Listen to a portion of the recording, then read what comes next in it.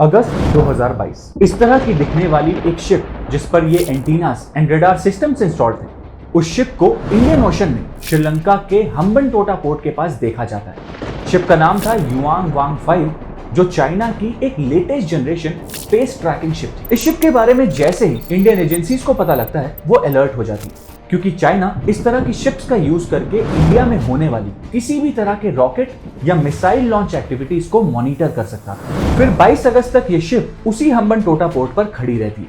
लेकिन इस इंसिडेंट के कुछ ही महीनों बाद दिसंबर 2022 में जब इंडिया अपने एक न्यूक्लियर कैपेबल बैलिस्टिक मिसाइल अग्नि के टेस्ट लॉन्च का नोटिस इशू करता है एंड आसपास के एरिया को कुछ समय के लिए नो फ्लाई जोन डिक्लेयर कर दिया जाता है, तभी इस नोटिफिकेशन के इशू होने के कुछ ही टाइम बाद यह देखा जाता है कि चाइना की वो स्पाई शिप जो उस समय साउथ चाइना सी में ठीक यहां पे खड़ी थी, वो तुरंत इंडियन ओशन की तरफ मुड़ने लगी। अब शायद आपको पता होगा कि इंडियन ओशन जो है वो ट्रेड के नजरिए से बहुत ज्यादा इंपॉर्टेंट है एंड इस इंडियन ओशन में वो मेजर सी रूट्स मौजूद हैं जो middle east, Africa and east Asia के साथ साथ यूरोप एंड अमेरिका को भी कनेक्ट करते हैं। एंड अभी तक इंडियन नेवी इस इंडियन ओशन रीजन को डोमिनेट करते आई है, लेकिन अब चाइना भी इस इंडियन ओशन रीजन में अपनी डोमिनेंस को तेजी से बढ़ाने की कोशिश कर रहा है। ये देखो, जनवरी 2023 में ये कुछ हाई रेजोल्यूशन सैटेलाइट इमेजेस सामने हैं। ये इमेजेस इस छोटे से आइलैंड की थी जिसका नाम है कोको आइलैंड। ये Coco Island Andaman Nicobar island से लगभग 50 किलोमीटर दूर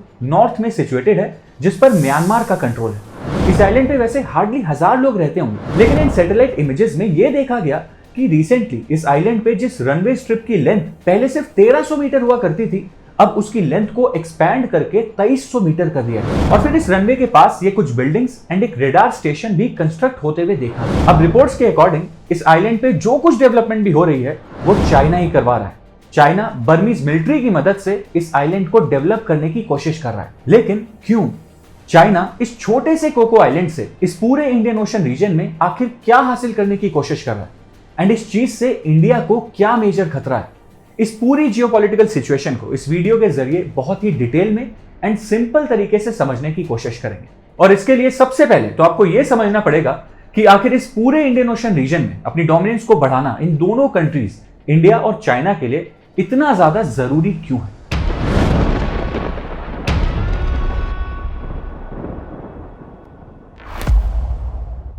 यह है इंडियन ओशन का पूरा रीजन, और जैसा कि मैंने बताया था, ये रीजन अफ्रीका और middle east, south Asia, east Asia and Australia से कुछ इस तरह सराउंडेड है। एंड पूरी दुनिया में समुद्र के रास्ते सी लेन से जितना भी ऑयल एंड पेट्रोलियम का ट्रेड होता है, उसमें से 75 से 80% ऑयल इसी इंडियन ओशन रीजन के ट्रेड रूट से होकर गुजरता है। इसके अलावा दुनिया भर की कंटेनर शिपमेंट्स में से 50% शिपमेंट्स भी इंडियन ओशन रीजन से ही होकर गुजरती हैं। अब क्योंकि आपको ये आइडिया लग सके कि इस पूरे इंडियन ओशन रीजन से कितना मरीन ट्रैफिक होकर गुजरता है, इसके लिए मैं आपको पहले मरीन ट्रैफिक और शिपिंग डेटा का एक विजुअलाइजेशन दिखाऊंगा, और उसके बाद मैं आपको एक और विजुअलाइजेशन दिखाऊंगा जिससे आपको यह आइडिया लगेगा कि पूरी दुनिया कैसे शिपिंग रूट्स के जरिए कनेक्टेड है। देखो, ये है दुनिया भर के मरीन ट्रैफिक और शिपिंग डेटा का एक विजुअलाइजेशन, जिसको आप खुद भी ऑनलाइन यहां जाकर चेक कर सकते हो। बट इसके अलावा अगर हम देखें तो कुछ इस तरह से पूरी दुनिया शिपिंग रूट्स के जरिए कनेक्टेड है।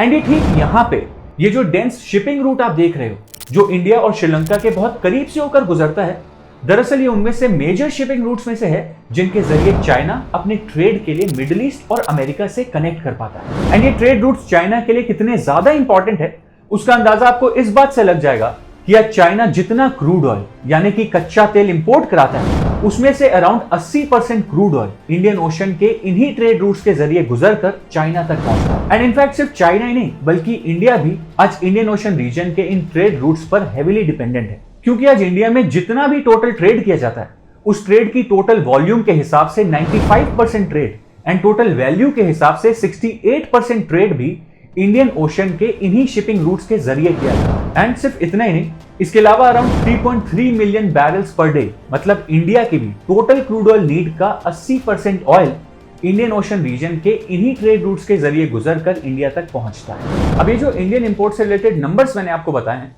ये थोड़े पुराने हैं, हो सकता है कि लेटेस्ट स्टैटिस्टिक्स थोड़े से डिफरेंट हो, लेकिन इन नंबर्स से आपको ये अंदाजा लग जाएगा कि कितना ज्यादा ऑयल एंड पेट्रोलियम जो है वो इंडियन ओशन के जरिए ही इंडिया और चाइना दोनों में इंपोर्ट होता है। और तेल जैसा एनर्जी सोर्स किसी कंट्री की इकोनॉमी के लिए कितना ज्यादा इंपॉर्टेंट होता है ये तो आपको ऑलरेडी पता हो।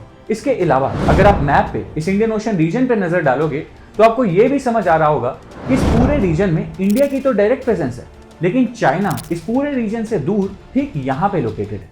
एंड क्योंकि चाइना की इस रीजन में कोई डायरेक्ट प्रेजेंस नहीं है, इसीलिए चाइना को ये बखूबी पता है कि उसका जो ग्लोबल सुपर पावर बनने का सपना है वो तभी पूरा हो पाएगा जब वो एटलीस्ट इस रीजन के सबसे इंपॉर्टेंट चोक पॉइंट्स का कंट्रोल अपने हाथों में रखेगा। अब हो सकता है कि आपके दिमाग में ये सवाल आया हो कि चाइना का इन चोक पॉइंट्स को कंट्रोल करने का आखिर ये प्लान है क्या, एंड क्या इस कोको आइलैंड पे अपनी सर्वेलियंस यूनिट एस्टैब्लिश करके चाइना का वो प्लान पूरा हो जाएगा। अब इसी सवाल के जवाब को थोड़ा डिटेल में समझते हैं।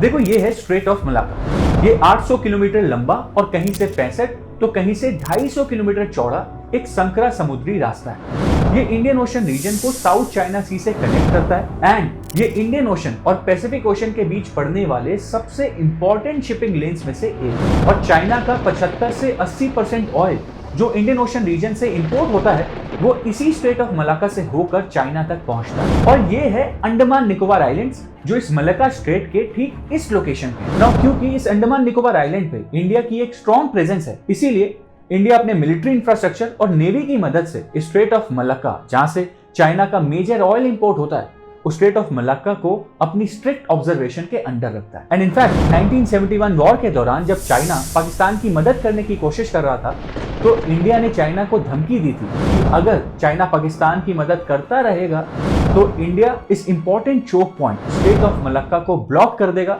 जिससे चाइना की सारी एनर्जी सप्लाई बंद हो जाएगी। एंड उस समय इंडिया ने चाइना को जो ये धमकी दी थी वो कोई छोटी धमकी नहीं थी, वो चाइना के लिए एक बहुत बड़ा थ्रेट था। क्योंकि आप सोच के देखो, अगर इंडिया सच में चाइना की एनर्जी सप्लाईज को ब्लॉक कर देता है तो इस एक एक्शन से चाइना की इकोनॉमी एक ही झटके में कितनी वीक पड़ सकती है। और यही वजह है कि आज निकोबार आइलैंड से 50 किलोमीटर दूर इस छोटे से आइलैंड कोको आइलैंड पे चाइना अपनी मिलिट्री प्रेजेंस बढ़ाने की कोशिश कर रहा है, ताकि वो फ्यूचर में किसी वॉर या कंफ्लिक्ट सिचुएशन में इस स्ट्रेट ऑफ मलाक्का से आने वाली अपनी ट्रेड सप्लाईज को प्रोटेक्ट कर सके। और सिर्फ ये एक आइलैंड नहीं, बल्कि इस रीजन में और भी कई लोकेशंस हैं जिनमें चाइना कुछ ऐसा ही कर रहा है। जैसे कि ये पोर्ट, ये म्यांमार का क्याओक्यू पोर्ट है।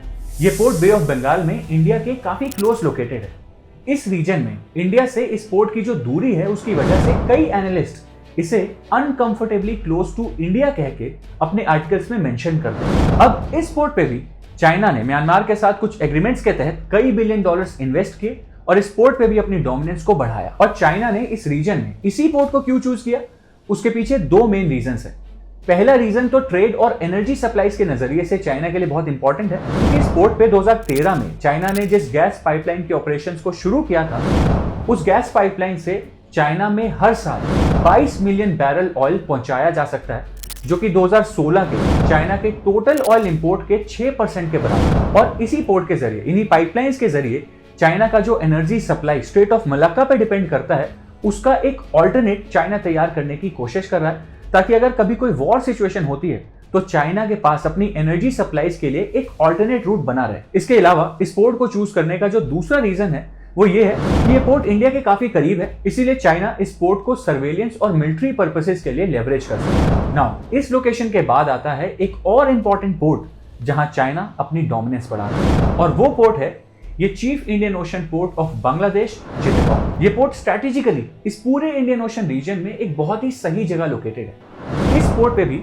चाइना ने हेवीली इन्वेस्ट किया है एंड अब चाइना यहां भी अपनी नेवल प्रेजेंस बढ़ाने की कोशिश कर रहा है। और इस पोर्ट के बाद आता है इस पूरे इंडियन ओशन रीजन का एक बहुत ही ज्यादा इंपॉर्टेंट पोर्ट, वो है ये श्रीलंका का हम्बनटोटा पोर्ट। नाउ इस पोर्ट के बारे में मैंने बहुत ही डिटेल में अपनी इस वीडियो में बात की हुई है, एंड ये पोर्ट चाइना के लिए कितना इंपॉर्टेंट है एंड चाइना इस पोर्ट पे एग्जैक्टली क्या कर रहा है वो आप मेरी इस वीडियो पे जाकर देख सकते हो। इनफैक्ट इस वीडियो में मैंने हम्बनटोटा पोर्ट के अलावा भी एक ऐसे इंपॉर्टेंट पोर्ट के बारे में बात की है जो कि अब पूरी तरह चाइना की डोमिनेंस के अंदर है, और वो पोर्ट है पाकिस्तान का ग्वादर पोर्ट। नाउ इन सारी लोकेशंस को, जिन लोकेशंस पे चाइना अपनी डोमिनेंस बढ़ा रहा है या बढ़ाने की कोशिश कर रहा है, अगर उन लोकेशंस को मैप पे देखा जाए या एक साथ कनेक्ट किया जाए तो आपको कुछ ऐसा नजर आएगा, कुछ ऐसी फॉर्मेशन दिखेगी। ये फॉर्मेशन बताती है कि कैसे चाइना अपनी स्ट्रैटेजी से इंडिया को इंडियन ओशन रीजन में घेरने की कोशिश कर रहा है, और चाइना की इसी स्ट्रैटेजी को एक्सपर्ट्स ने नाम दिया है स्ट्रिंग ऑफ पर्ल्स। ये स्ट्रिंग ऑफ पर्ल्स वाली स्ट्रैटेजी तो समझ आती है,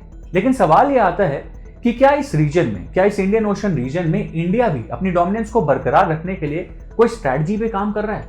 क्या चाइना को रोकने के लिए इंडिया के पास भी कोई स्ट्रैटेजी है? अगर है तो उसका नाम क्या है? अगर आप जानना चाहते हो कि इस रीजन में चाइना को डिफीट करने के लिए इंडिया की क्या स्ट्रैटेजी है, तो कमेंट्स में बताओ। उस स्ट्रैटेजी पर भी हम एक डिटेल्ड वीडियो बनाएंगे।